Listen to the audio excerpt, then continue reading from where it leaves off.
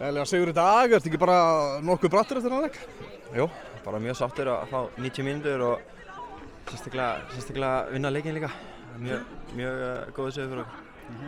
Áttir þarna stangarskot og nærðir marki, ertu svona ánægður með daginn á skrifstofunni?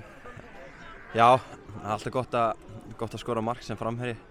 Það hjálpa sjálfstraustinu og ég er bara ánægður að setja mark í dag. Það búið að vera mikið rætt og ritað um þetta gríðarlega breitt og þessa gríðarlegu samkeppni sem er í Víkingsliðinu. Þetta heldur ykkur öllum á tánum?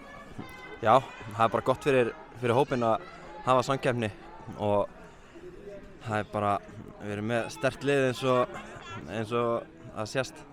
Það geta allir í hópnum verið í fyrstu 11, þannig þetta er bara heldur öllum á tánum. Níko náttúrulega með 2 mörk hérna í síðasta leik og hann ekki með í dag og það var bara að grípa gæsina.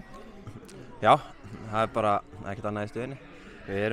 Við erum hérna ólíkir leikmenn og ég held að það sé gott fyrir liðið að hafa 2 ólíka framherja sem gerir bara mikið fyrir liðið og ég og Níko erum góðir félagar.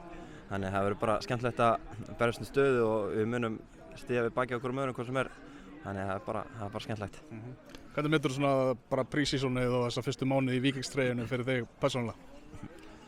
Ég er bara, fyrir mig persónulega þá er þetta bara þokkalega góð byrjun. Ég er að koma bara í almennilegt stand og maður kemst í besta standi með að spila leiki.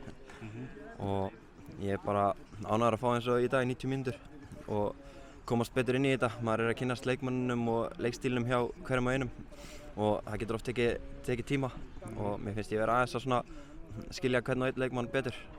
Og nú er náttúrulega alvara farin af stað, það skiptir mestu máli núna að delivera?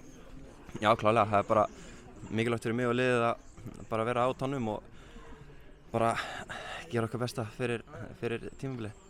Óttan og leikur Breiðablik á heimavelli, að gerast ekki gómsættara en það?